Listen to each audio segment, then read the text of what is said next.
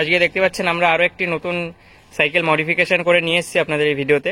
তো আমরা একটা ফ্যাট বাইকে হাফ মোটর ইউজ করেছি আর এবং এখানে 36 ভোল্ট অ্যালং কেস ব্যাটারি দিয়েছি আমরা। তো চলুন এর ফিচার সম্পর্কে জানা যাক। হ্যাঁ, তো এখানে আমরা 36 ভোল্ট 350 ওয়াটের একটা মোটর ব্যবহার করেছি, হাফ মোটর। আর আমরা এখানে দেখতে পাচ্ছেন একটা থ্রটেল ব্যবহার করেছি, যেখানে চাবি দেওয়ার থ্রটেল রয়েছে এবং ব্যাটারি ইন্ডিকেট করছে এখানে, ঠিক আছে। এটা পিক আপও বলে অনেকে।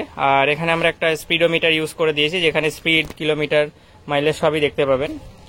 আর এখানে রয়েছে হ্যান্ডেল গ্রিপের পাশে রয়েছে একটা লাইট হর্নের সুইচ, যেখান থেকে লাইট এবং হর্নটাকে পরিচালনা করা হয়।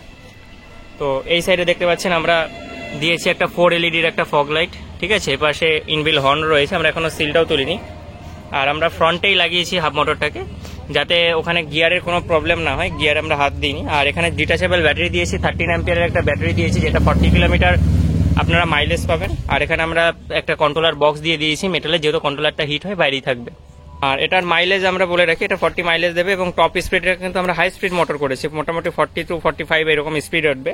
আর খুবই সুন্দর সাইকেল। চলুন এটা আমরা আগে রাস্তায় টেস্ট ড্রাইভ দিয়ে আপনাদেরকে দেখাচ্ছি কতটা স্পিড ওঠে। তো সাইকেলটাকে আমরা হাইওয়েতে নিয়ে এসেছি, তো দেখতে পাচ্ছেন কতটা স্পিডে চলছে। এটা আমি বাইকের সাথে রেস করে দেখলাম, তো মোটামুটি 41, 42 এরকম স্পিড উঠছে। যেহেতু একটু চার্জটা কম ছিল, তো স্পিডটা 45 ক্রস করতে পারেনি।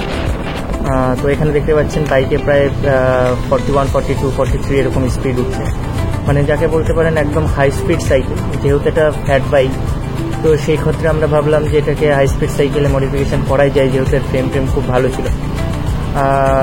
সচরাচর আমরা কিন্তু হাই স্পিড সাইকেল কাউকে প্রোভাইড করি না, কারণ সব সাইকেল এরকম মজবুত ফ্রেম থাকে না, আর হাই স্পিড হওয়ার জন্য ফ্রেমটাও যথেষ্ট মজবুত হওয়া দরকার।